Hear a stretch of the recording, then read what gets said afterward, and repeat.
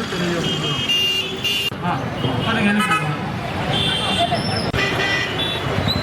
ప్రతి ఒక్క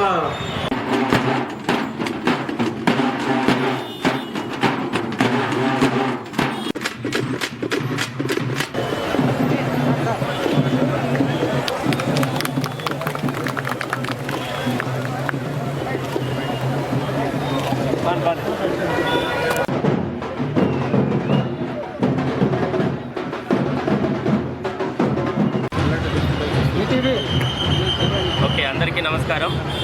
ఈరోజు జాతీయ ఓటర్ల దినోత్సవం సందర్భంగా ఈ ర్యాలీని కార్యక్రమాన్ని ఏర్పాటు చేయడం జరిగింది.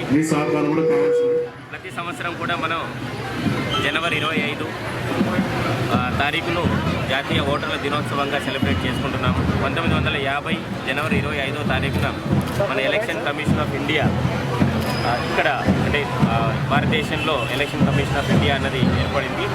ఆ సందర్భాన్ని పురస్కరించుకొని 2011 నుండి ఎలక్షన్ కమిషన్ ఏర్పాటైనటువంటి డే నుండి జనవరి 25వ తారీఖుని ఓటర్స్ దినోత్సవంగా సెలబ్రేట్ చేసుకోవడం జరుగుతుంది. మీ అందరికీ తెలుసు, పూర్వకాలంలో రాజరిక వ్యవస్థ ఉండేది. అంటే రాజు అన్నవాడు రాజు కొడుకు ఇలాగా, అంటే ఒక దేశాన్ని పరిపాలించాల్సినటువంటి వ్యక్తి రాజు కడుపు నుండి అంటే పుట్టేవాడు అన్నమాట. అంటే రాజరిక వ్యవస్థలో అలా ఉండేది. ఇప్పుడు అలా కాకుండా దేశాన్ని పరిపాలించాల్సినటువంటి వ్యక్తి బ్యాలెట్ బాక్సులలో ఓటు ద్వారా, ప్రజల యొక్క ఓటు ద్వారా ఎన్నుకోబడుతున్నారు. సో అదే మన యొక్క ప్రజాస్వామ్యం యొక్క గొప్పదనం. సో ప్రజాస్వామ్యంలో పరిపాలకుణ్ణి ఎన్నుకోవడం ప్రజల యొక్క ఓటు ద్వారా జరుగుతుంది. ఆ ఓటు హక్కుని 18 సంవత్సరాలు నిండినటువంటి ప్రతి ఒక్కరికి యూనివర్సల్ అడల్ట్ సఫ్రేజ్ ఏర్పాటు చేసి మన రాజ్యాంగం మనకి ఎటువంటి కష్టం లేకుండా అందరికీ ఆ ఒక్క అవకాశాన్ని కల్పించిందన్నమాట. అదే ఇతర దేశాల్లో చూసుకుంటే ఓటు హక్కు రావడానికి కూడా చాలా దేశాల్లో, మనకంటే ఎక్కువ డెవలప్ అయినటువంటి దేశాల్లో కూడా చాలా పోరాటాలు చేయాల్సి వచ్చింది. కొన్ని వందల సంవత్సరాలు పోరాటాలు చేస్తే కానీ ఆ ఓటు హక్కు అన్నది చాలామందికి రాలేదు. అటువంటిది మనకు రాజ్యాంగం అమల్లోకి వచ్చినటువంటి తారీఖు నుండి ఓటు హక్కు అన్నది కేవలం 18 సంవత్సరాలు దాటినటువంటి సౌండ్ మైండ్తో ఉన్నటువంటి ప్రతి ఒక్కరికి కల్పించడం జరిగింది. సో ఓటు హక్కు అన్నది చాలా ఒక హక్కు, ఆయుధం లాంటిది. సో ప్రజాస్వామ్యానికి మొట్టమొదటి మూల స్తంభం ఏదన్నా ఉంది అంటే అది ఓటు హక్కు. సో ప్రతి సంవత్సరం మనం జనవరి 25వ తారీఖుని జాతీయ ఓటర్ల దినోత్సవంగా సెలబ్రేట్ చేసుకుంటున్నాం. ఇందులో కొత్త ఓటర్స్ని అంటే 18 సంవత్సరాలు ఇప్పుడిప్పుడే నిండినటువంటి వారిని ఓటర్స్గా ఎన్రోల్ చేసుకోవడం అన్నది దానికోసం చాలా శ్రద్ధ అండ్ యాక్టివిటీస్ తీసుకుంటూ ఉన్నాం. సో అందుకే ఈ అవగాహన గురించి, అలాగే ఈ యొక్క అకేషన్ యొక్క సందర్భాన్ని గర్వంగా చెప్పుకోవడం కోసము ఈ అవగాహన కార్యక్రమం అలాగే ర్యాలీ అన్నది ఏర్పాటు చేయడం జరిగింది. ప్రతి ఒక్కరు కూడా 18 సంవత్సరాలు దాటినటువంటి ప్రతి ఒక్కరు కూడా ఓటర్గా నమోదు చేసుకోవాలి. ఇంకా ఎవరైనా మిగిలి ఉంది. అలాగే అవకాశం వచ్చినప్పుడు, ఎన్నికలు వచ్చినప్పుడు ఆ ఓటు హక్కును కూడా వినియోగించుకోవాలి. ఓటు హక్కు వినియోగించుకోవడం అన్నది చాలా అవసరం. సో అది ప్రజాస్వామ్యానికి మూలస్తంభం లాంటిది. మన జిల్లాలో 33 లక్షల మంది ఓటర్లు ఉన్నారు. లేటెస్ట్ డ్రాఫ్ట్ రోల్ ప్రకారము నవంబర్లో మనం పబ్లిష్ చేసినటువంటి డ్రాఫ్ట్ రోల్ ప్రకారము 33,000 మంది, 33,28,000 మంది, 33,28,000 మంది. అందులో ఓటర్ల శాతం అంటే ప్రతి 1000 మందికి ఎంతమంది ఓటర్లు ఉన్నారని చెప్పి చూసినప్పుడు ప్రతి 1000 మందిలో దాదాపుగా 723 మంది ఓటర్లుగా నమోదు చేసుకుంటున్నారు.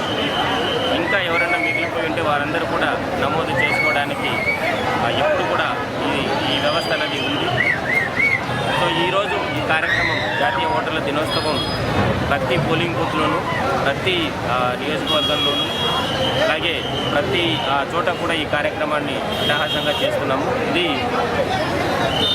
ప్రజలందరికీ అవగాహన కల్పించడము, అలాగే ఈ సందర్భాన్ని మనం గుర్తు చేసుకొని ప్రౌడ్గా ఫీల్ అవ్వడానికి రెండు ఉద్దేశాలను బేస్ చేసుకొని చేయడం జరిగింది. సార్, ఈ నామినేషన్ల ప్రక్రియకు సంబంధించి ఈరోజు మీరంతా కూడా ప్రజలందరికీ కూడా ఈ కార్యక్రమం ద్వారా విజ్ఞప్తి ఏంటంటే, ఓటు హక్కుని ఒకటి రిజిస్ట్రేషన్ చేసుకోవాలి. ఇప్పుడు ఓటు హక్కుని రిజిస్ట్రేషన్ చేసుకోవడానికి లేదంటే ఫెసిలిటేషన్ కూడా ఎక్కువ చేయడం జరిగింది. ఈ ఎపిక్ కార్డ్ అంటే ఎలక్ట్రానిక్ ఫోటో ఐడెంటిటీ కార్డ్ అన్నది కూడా ఇప్పుడు అంటే ఎవరికి ఎక్కడ కావాలంటే అక్కడే వారే సొంతంగా డౌన్లోడ్ చేసుకునేటటువంటి ఫెసిలిటీని కూడా తీసుకొని రావడం జరిగింది. అంటే ఎలక్ట్రానిక్ ఫామ్లో ఉంటుంది, దాన్ని మీరు ఫిజికల్ కార్డ్ అనేది క్యారీ చేయాల్సిన అవసరం లేకుండా ఎలక్ట్రానిక్ ఫామ్లో ఉంటుంది. దాన్ని డిజి లాకర్లో కూడా సేవ్ చేసుకోవచ్చు. ఎక్కడ కావాలంటే అక్కడ బ్యాంకులో ఐడెంటిటీ ప్రొడ్యూస్ చేయాలి. ఫిజికల్గా కార్డు క్యారీ చేసుకోవాల్సిన అవసరం లేకుండా మీ దగ్గర ఉన్నటువంటి డిజి లాకర్ ఓపెన్ చేసి అక్కడికక్కడే చూపించడానికి అవకాశం ఉంటుంది. అటువంటి ఫెసిలిటీని కూడా తీసుకొని రావడం జరిగింది ఇప్పటి నుండి.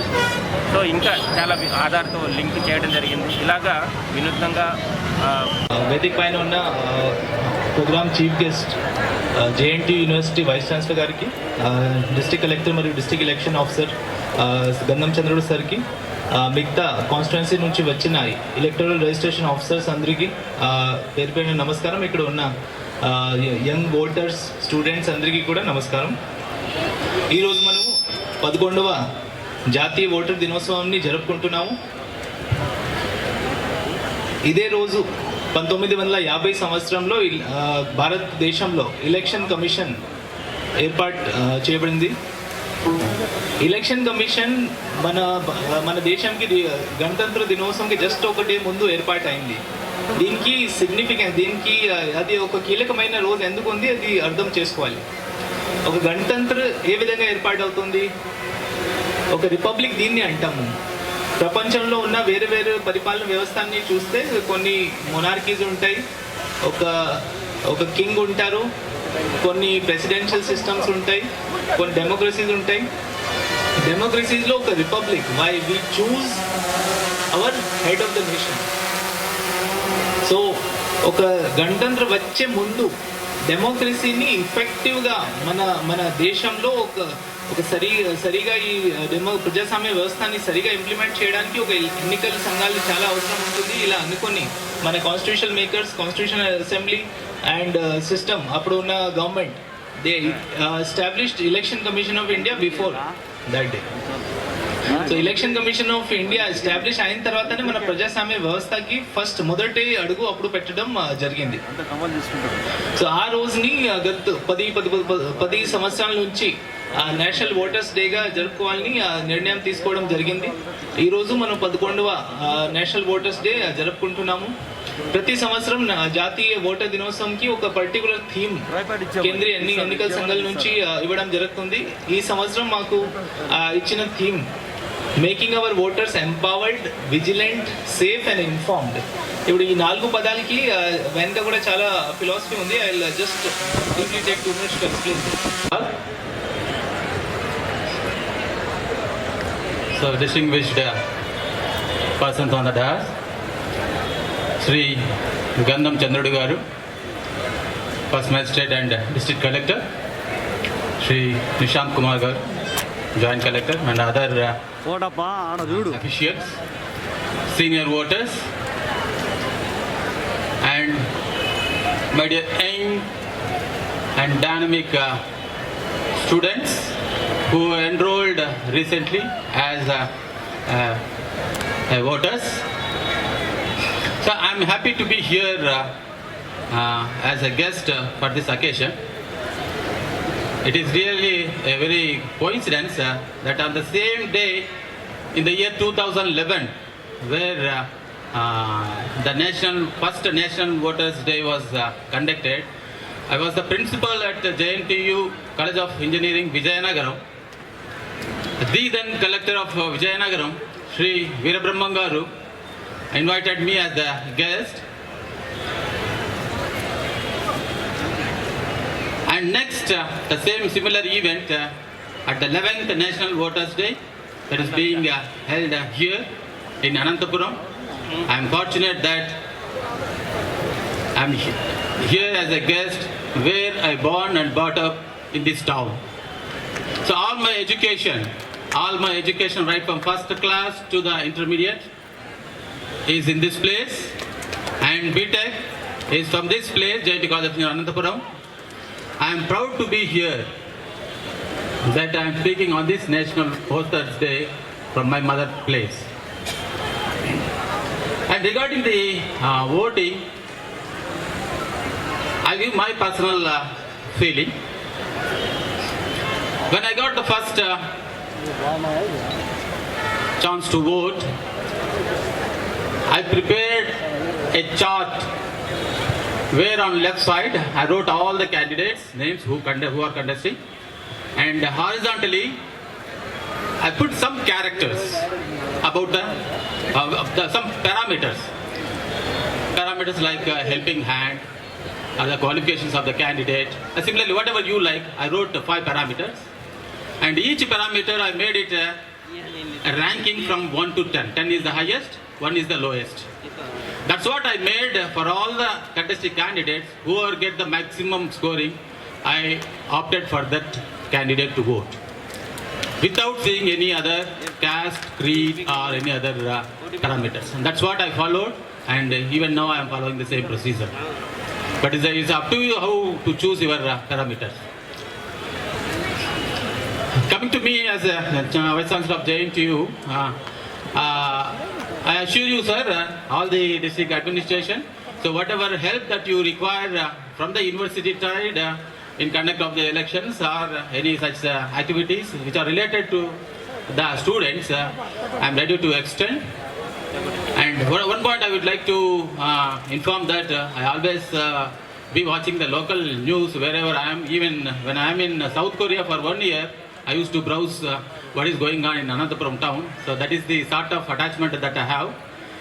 Even during this pandemic period, what I could observe that the district collector Sri Gandham Chandrudu Garu made a wonderful duties, and finally you could see that the cases are very, very, very minimal. So I'm happy that such a person is here in my mother town as a district collector. And once again, I congratulate all the young voters. You must participate and exercise your vote. And you are lucky that this time, from a couple of years back, you got one more chance. Nota is there. When I was the first voter list, my name was in voter list. We don't have that opportunity. Now you got a Nota option also. There is no excuse for you to say that I did not vote because I did not like X, Y or Z. There is another option at the end. Nota is there. So there is no excuse. There must be 100% voting participation, at least from the young generation. You must be a role model to your seniors that we have exercised all our votes. Okay? I wish you all the best. Thank you very much, sir. Manya ఉపకులపతులు Jawaharlal Nehru technological university ఇంతవరకు చెప్పారు. Election commission of India establish అయిన సంవత్సరం 1950 జనవరి 25వ తారీఖు. ఆ దినాన్ని మనం voters డేగా celebrate చేసుకుంటున్నాము. అది మీ అందరికీ తెలుసు. పాతకాలంలో ఎలా ఉండేది వ్యవస్థ? ఒక పరిపాలన, ఒక రాజు ఉన్నారు. ఆ రాజు మారిపోయి ఇంకొక కొత్త రాజు రావాలంటే ఎలా ఉండేది? ఎన్ని అడగాలి? సో ఆ రాజును మార్చి ఇంకొక రాజు రావాలంటే గొడవలు. ఎవరు వస్తారు? రాజు కొడుకు వస్తాడు. రాజు కొడుకు వస్తాడు. అంటే పాలకుడు ఎక్కడి నుండి వచ్చేవారు? రాణి గర్భం నుండి, తల్లి గర్భం నుండి వచ్చేవాడు. కానీ ఇప్పుడు పాలకులు ఎక్కడి నుండి వస్తున్నారు? బ్యాలెట్ బాక్స్ నుండి వస్తున్నారు. అంతేనా? మనమంతా కలిసి ఓటు వేస్తే దాని నుండి ఎవరు గెలిస్తే వారు పాలకులు అవుతున్నారు. అవునా కాదా? మన భారతదేశం ఎంతో గొప్ప చరిత్ర. అంటే గణతంత్ర రాజ్యాలు అంటారు, రిపబ్లిక్ డే. గణతంత్రం అంటే పరిపాలకుల్ని ప్రజలే ఎన్నుకున్నటువంటి వ్యవస్థ. అన్నిటికంటే ఓల్డెస్ట్ గణతంత్రం ఏది ఉంది అని చెప్పేసి హిస్టరీలో చదివితే చాలామంది కొన్ని రోజులు బ్రిటిష్ వాళ్ళు ఉన్నప్పుడు రోమ్లో ఎథీనా రాజ్యం అని చెప్పేసి ఏథెన్స్ అని చెప్పేసి ఉండేది. మీ అందరికీ ఆ పేరు తెలుసు, ఏథెన్స్. మేము ప్రజాస్వామ్యంపై విశ్వాసంతో మన దేశ ప్రజాస్వామ్య సాంప్రదాయాలను స్వేచ్ఛాయుత, నిష్పక్షపాత, ప్రశాంత ఎన్నికల ప్రభావాన్ని నిలబెడతామని మతం, జాతి, కులం, వర్గం, భాష లేదా ఎటువంటి ఒత్తిడులకు ప్రభావితం కాకుండా ప్రతి ఎన్నికల్లో నిర్భయంగా ఓటు వేస్తామని ఇందు మూలంగా ప్రతిజ్ఞ చేస్తున్నాం.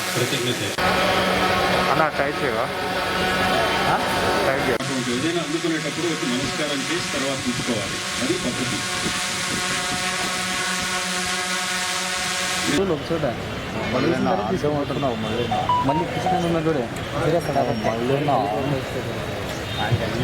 గట్టిగా కరతాళ ధ్వనులకు ఈ సందర్భాన్ని మనం అభినందిద్దాం. ఈ జ్ఞాపకాన్ని పదిలపరుచుకుందాం. ప్రతి సందర్భంలోనూ, ఎన్నికలు వచ్చిన ప్రతి సందర్భంలోనూ ఓటు వేసినటువంటి దంపతులు వారు బై ఎలక్షన్లు కూడా వదిలిపెట్టకుండా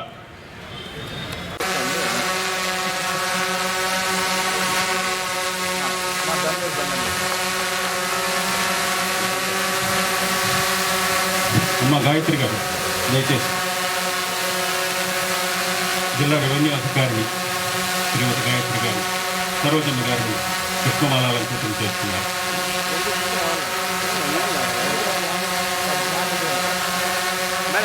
శ్రీ ఎంకే నరసింహమూర్తి గారు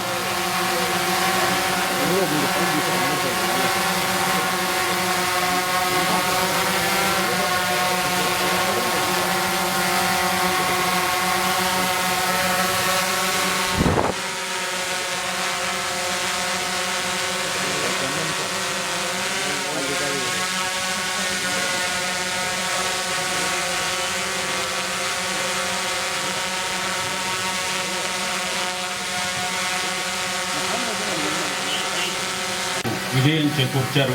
ఈ సందర్భంగా శ్రీ ఎంకే నరసింహమూర్తి గారికి సన్మానం జరుగుతుంది. కృతజ్ఞతలు. మరిక కొంచెం డౌన్ చేసుకో.